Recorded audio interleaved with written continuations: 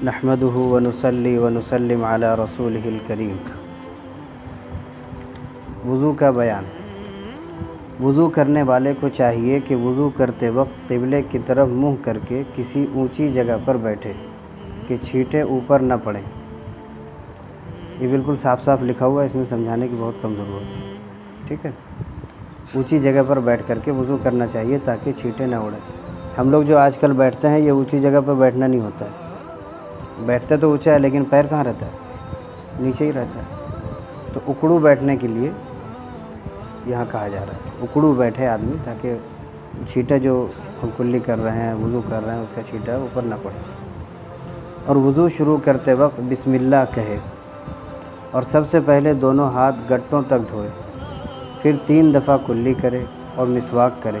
اگر اتفاق سے مسواک نہ ہو تو انگلی سے یا کسی موٹے کپڑے سے اپنے دانت خوب صاف کرے کہ میل کچیل جاتا رہے، ٹھیک ہے۔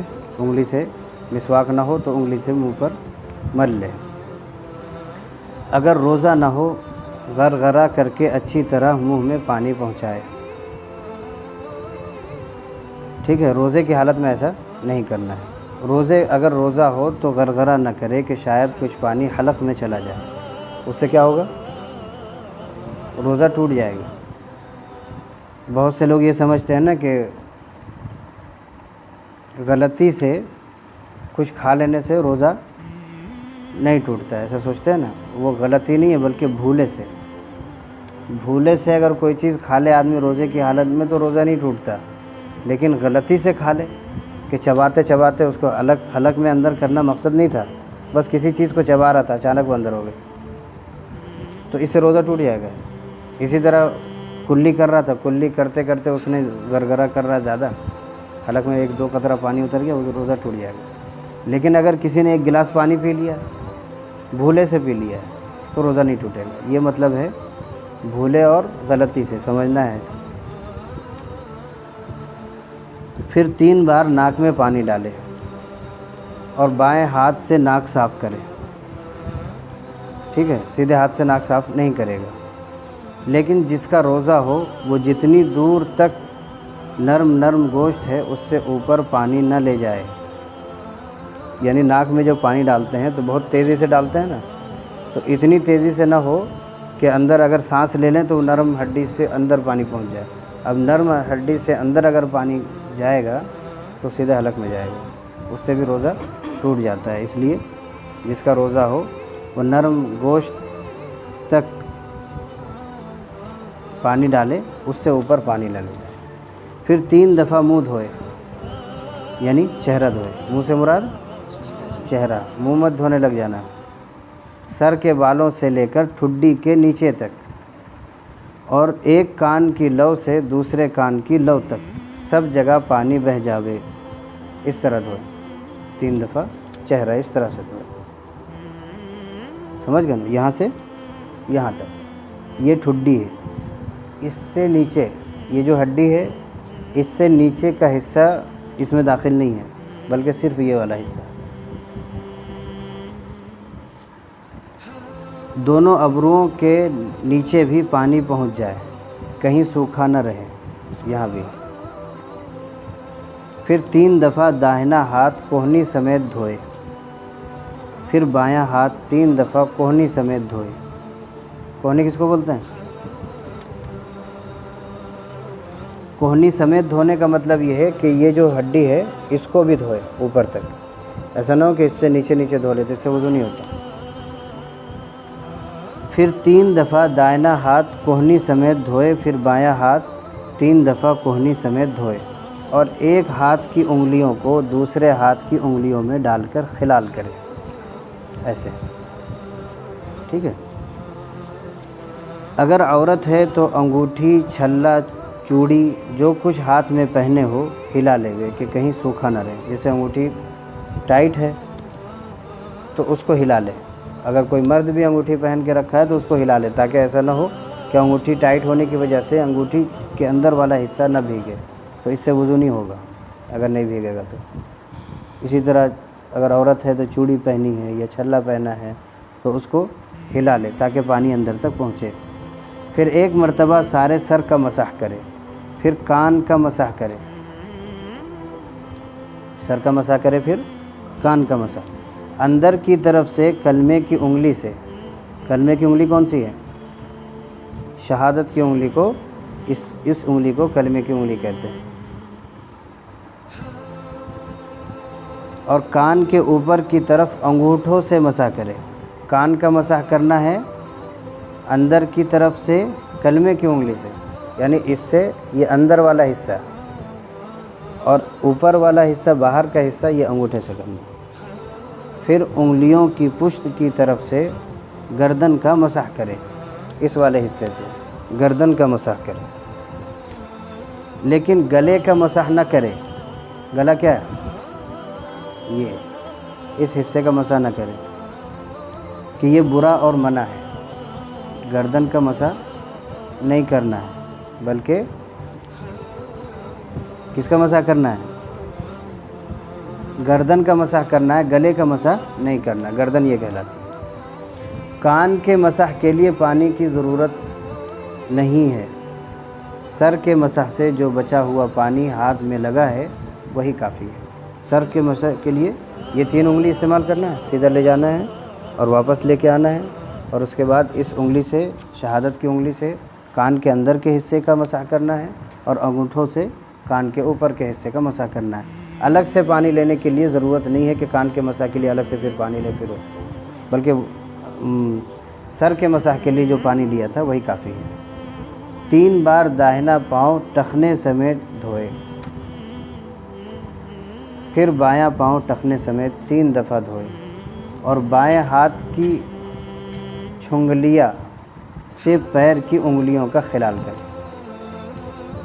یہ اس سے چھوٹی انگلی کو سے پورے پیروں کا خلال کرے، ایسے یہ والی انگلی ڈال کر۔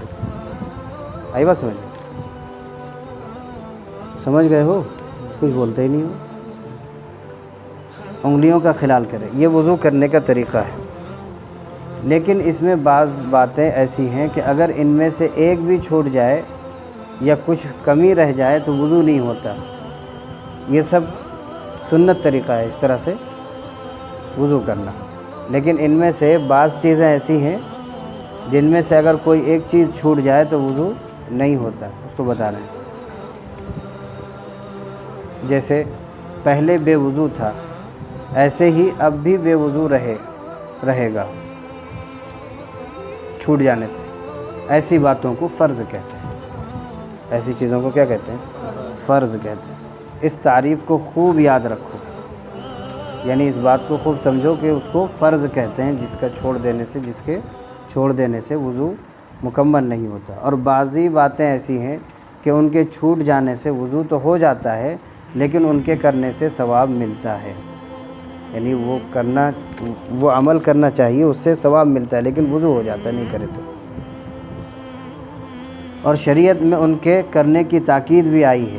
اگر کوئی اکثر چھوڑ دے تو گناہ ہوتا ہے، ایسی چیزوں کو سنت کہتے ہیں، یہ یاد رکھو۔ اور بعضی چیزیں ایسی ہیں کہ کرنے سے ثواب ملتا ہے اور نہ کرنے سے کچھ گناہ نہیں ہوتا، اور شرع میں ان کے کرنے کی تاکید بھی نہیں آئی، یعنی شریعت میں اس کی کوئی تاکید نہیں آئی۔ ایسی باتوں کو مستحب کہتے ہیں، اس کو بھی یاد رکھو۔ یعنی وضو میں فرض بھی ہے، سنت بھی ہے اور مستحب بھی ہے۔ تو آگے فرائض اور وضو کی سنتوں کا بیان ہے۔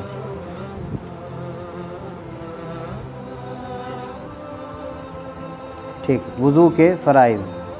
وضو میں فرض فقط 4 چیزیں ہیں، 4 چیزیں وضو میں فرض ہیں۔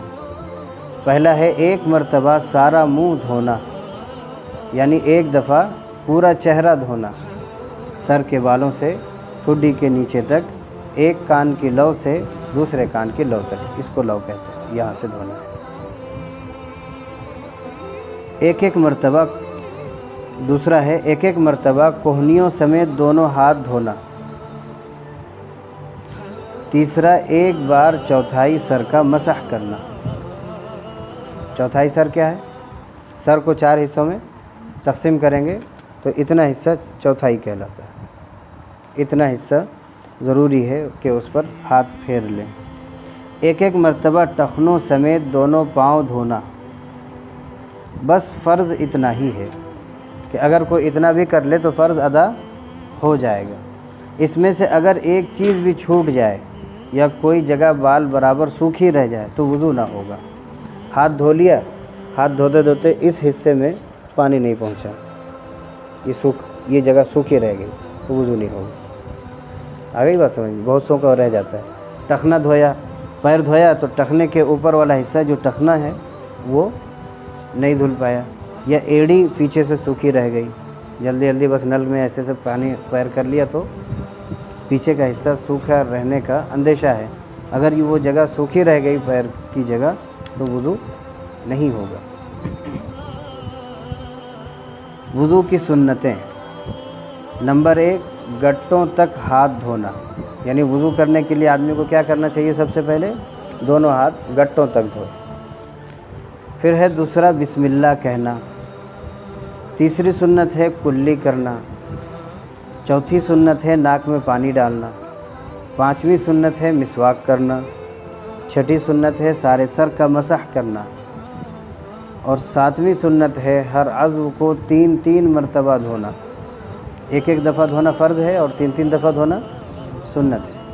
نمبر 8 ہے کانوں کا مسح کرنا، ہاتھ اور پیر کی انگلیوں کا خلال کرنا۔ یہ سب باتیں سنت ہیں، اور جو اس کے سوا جو اور باتیں ہیں وہ سب مستحب ہیں۔ ان کو سوچ کر خود نکالو، یعنی جو چیزیں مستحب ہو سکتی ہیں ان کو خود نکالو۔ جو پیچھے پڑھا ہے کہ کیا کیا کرنا چاہیے، ان میں سے جو چیزیں اس میں یہاں بیان نہیں ہوئی ہیں وہ سنتیں نہیں ہیں، وہ کیا ہے؟ مستحبات۔ مستحب میں سے جیسے آتا ہے گردن کا مسح کرنا، یہ مستحب میں آئے گا۔ سر کا مسح کرنا فرض ہے، سارے سر کا مسح کرنا سنت ہے، چوتھائی سر کا مسح کرنا فرض ہے، اور پورے سر کا مسح کرنا سنت ہے۔ ہر عضو کو 1 دفعہ دھونا فرض ہے، 3 دفعہ دھونا سنت ہے۔ کانوں کا مسح کرنا یہ سنت ہے، اور گردن کا مسح کرنا مستحب ہے۔